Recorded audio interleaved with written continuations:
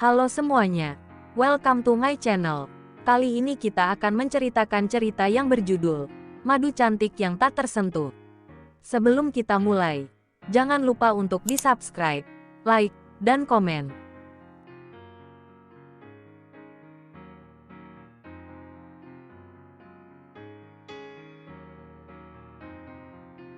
Episode 18, Ungkapan Hati, atau terkadang memang begitu menurut perhitungan medis.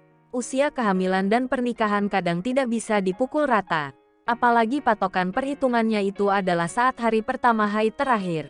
Tapi untuk detailnya aku juga tidak terlalu paham, sambung Belva. Tigor masih tampak berpikir, kecepatan mobil pun ia kurangi. Aku juga pernah dengar soal perhitungan medis itu.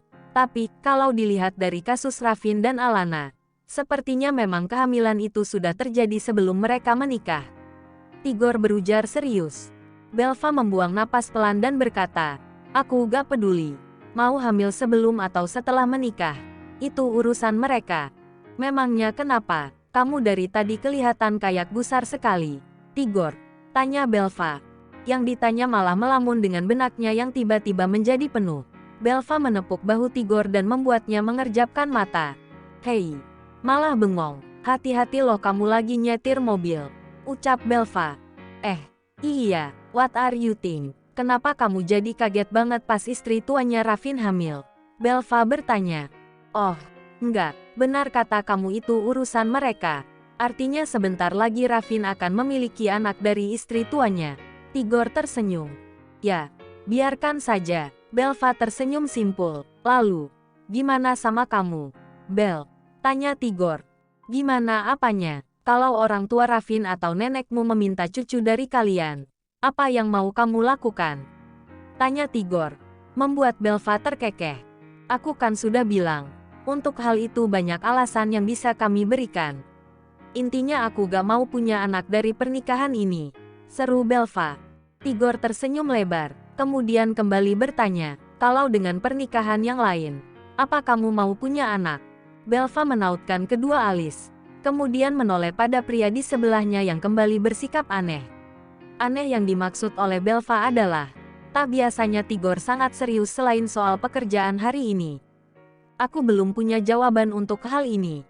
Belva tertawa kecil. Tigor, kenapa hari ini kamu agak berbeda ya? Tigor mengulum senyuman manis. Tak langsung menjawab pertanyaan Belva. Sampai mobil sudah tiba di depan sebuah gedung besar. Tempat di mana Belva akan menggelar acara event kontes make up dan fashion show gaun pengantin. Aku turun duluan ya. Belva hendak membuka pintu. Namun, dengan cepat Tigor meraih lengannya. Menahan agar wanita itu tak beranjak. Ada yang mau aku bicarakan sama kamu. Kali ini bukan soal pekerjaan. Ucap Tigor. Ekspresi wajahnya begitu serius. Belva mengangguk keheranan, kemudian membenarkan posisi duduk agar lebih santai, bersiap mendengar pembicaraan dari Tigor. Baiklah, katakan ada apa? Tanya Belva. Tigor menarik napas dalam-dalam, seolah sedang merangkai kata dan kalimat. Ia mendadak sangat gugup. Oke, kamu tahu kan aku gak pandai berbasa basi dan merangkai kata. Ini tentang pertanyaanku sewaktu di resto dan beberapa waktu tadi. Tigor menjeda ucapannya. Belva mengingat-ingat, soal yang mana ya, jika aku yang ada di posisi Ravin sebagai suamimu, dan jika ada pernikahan lain dalam hidupmu yang mana akulah sebagai pengantin prianya, apa kamu akan tetap bersedih? Tanya Tigor dengan lugas. Belva terpaku, degup jantungnya seperti berhenti berdetak, masih mencari titik apakah ucapan Tigor benar atau hanya gurauan. Aku yang salah dengar, atau kamu yang salah bicara? Kata Belva. Aku serius. Jawablah. Belva, jangan mengalihkan lagi. Tigor menatap dalam. Hening sejenak. Belva mendadak salah tingkah. Masih tak mengerti apa maksud Tigor bertanya demikian.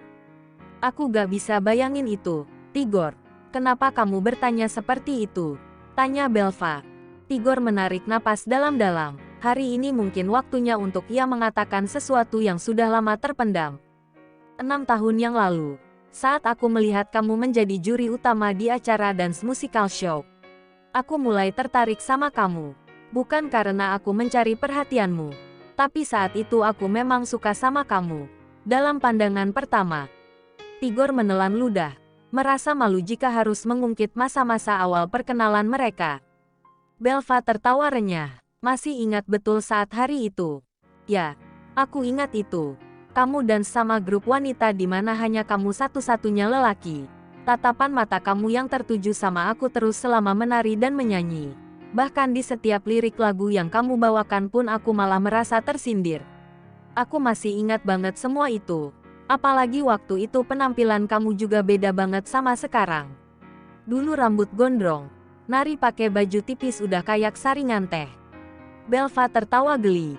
But overall, performa kamu bagus banget. Belva mengenang. Tigor menampilkan sebuah dance yang membuatnya terkesan sangat maskulin dan gagah. Bukan tarian-tarian wanita yang gemulai. Awal pertemuan mereka yaitu saat audisi tersebut. Belva sebagai juri dan Tigor sebagai peserta. Pria itu sangat genit mencari perhatian Belva. Sempat membuat Belva risih karena sikap Tigor yang seperti itu. Tapi karena sebuah proyek serta kinerja Tigor yang bagus akhirnya Belva mempercayakan pria itu untuk menjadi manajernya. Ya, mulai hari itu, entah kenapa poros hidupku tertuju sama kamu, Bel. Rasanya mengusili kamu, menggoda kamu itu suatu hal yang sangat menyenangkan untukku. Sulit dijelaskan bagaimana rasanya, tapi entah sejak kapan juga, perasaan nyaman dan senang itu berubah menjadi rasa yang lebih dalam. I don't know, this is love or anything. Tapi yang pasti saat itu kebahagiaanku adalah kamu. Tigor berujar lugas, mengungkapkan isi hatinya selama ini. Belva seperti membeku, matanya nyaris tak mengedip. Tigor tampaknya memang serius. Tapi, apakah benar selama ini wanita yang dicintai oleh Tigor adalah dirinya? Belva mengatur napas. Rasanya suhu di dalam mobil itu mendadak naik drastis. Padahal Tigor belum mematikan mesin mobil. AC pun masih menyala. Kalau itu benar, kenapa kamu baru bilang sekarang? Tanya Belva. Tigor menyandarkan punggung di sandaran kursi. Kepalanya menengadah menatap langit-langit mobil. Sorot matanya menerawang jauh. Aku tidak pandai soal menunjukkan perasaan. Aku bukan lelaki romantis yang senang mengumbar janji dan kata.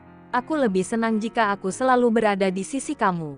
Melihat kamu tersenyum, tertawa karena diriku. Itu cukup membuat aku seperti sudah mengungkapkan semuanya. Tapi, ternyata dalam sebuah perjuangan hal itu saja tidak cukup. Tetap saja aku akan kalah cepat dengan lelaki yang tegas dalam mengambil sikap dan menunjukkan secara nyata perasaannya. Tigor terdiam sejenak sebelum melanjutkan kembali ucapannya. Saat kamu menceritakan tentang cinta pertamamu, aku sempat merasa sedih.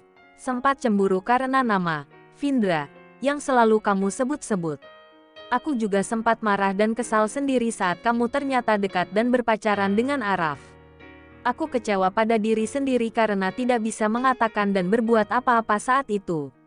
Hingga pada satu titik aku merasa sangat bersyukur karena mendapatkan kesempatan untuk bisa mewakilimu ke Australia. Dengan begitu aku tidak perlu lagi merasa terluka saat melihat kamu bersama dengan Araf. Tigor tersenyum. Saat itu ia memang mewakili Belva ke Australia untuk melakukan promosi besar. Belva dinobatkan sebagai perancang gaun pengantin termewah saat audisi bridal show di Amerika. Dan banyak vendor besar yang ditangani dengan baik pula oleh Tigor.